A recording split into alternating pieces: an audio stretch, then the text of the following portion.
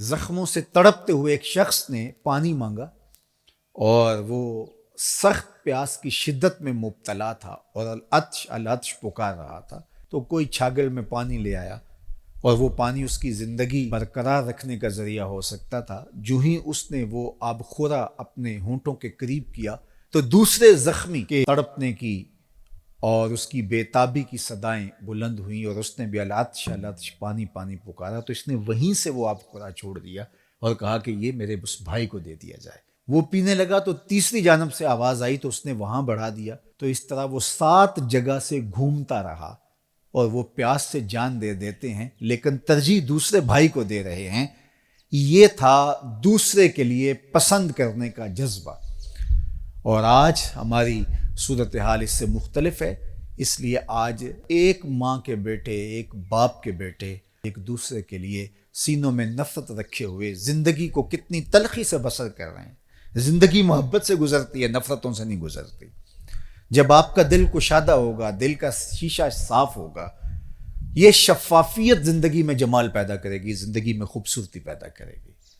جب آپ دوسروں کے لیے کشادہ دل نہیں ہوں گے، کشادہ دماغ نہیں ہوں گے، کشادہ ظرف نہیں ہوں گے، تو اس وقت خود بخود زندگی تنگ ہونا شروع ہو جائے گی۔ تو وہ ضابطہ دیا میرے اور آپ کے آقا و مولا نے کہ لا یؤمن احدکم حتی یحب لاخیہ ما یحب لنفسہ۔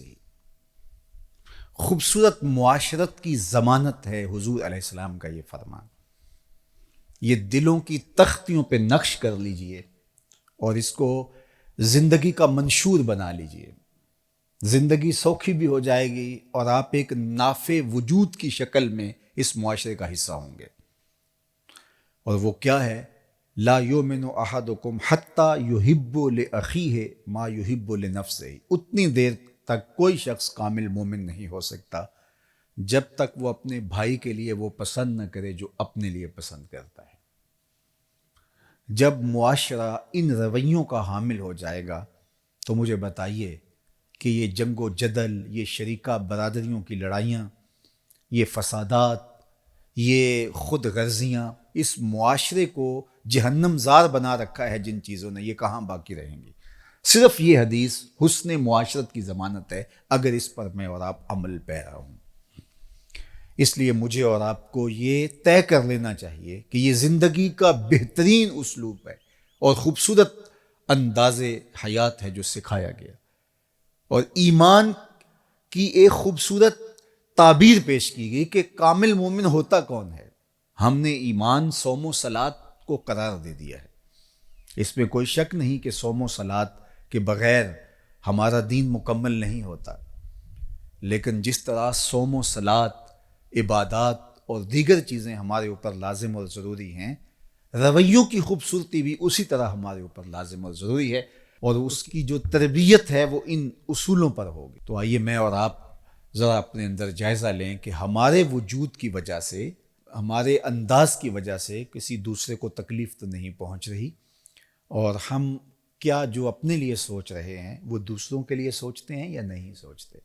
خوبصورت انسانی رویے اسی معاشرت میں پنپتے ہیں جب اس طرح کی سوچیں نشو و نما پاتی ہیں، اور اس کے مقابل جب خود غرضی کا مزاج پیدا ہوتا ہے تو پھر معاشرہ انسانوں کا معاشرہ نہیں رہتا، وہ وحشیوں کا اور درندوں کا معاشرہ ہو جاتا ہے۔ اس لیے یہ حضور علیہ السلام کا فرمان کہ اتنی دیر تک کوئی شخص کامل مومن نہیں ہو سکتا جب تک وہ اپنے مومن بھائی کے لیے وہ پسند نہ کرے جو اپنے لیے پسند کرتا ہے۔ ہمیں پتہ ہے کہ ہمارے لیے اچھا کیا ہے اور ہم کن چیزوں سے سرشاری خوشی اور فرحت محسوس کرتے ہیں، اور ہم وہی اپنے دوسرے بھائی کے لیے جب کریں گے تو ایک صالح معاشرت تشکیل پانا شروع ہوگی، اور یہ مقصود ہے دین کا، ایک پاکیزہ معاشرہ تشکیل پانا، دوسرے کو ترجیح دینا، ضرورت ہوتے بھی دوسرے کو ترجیح دینا۔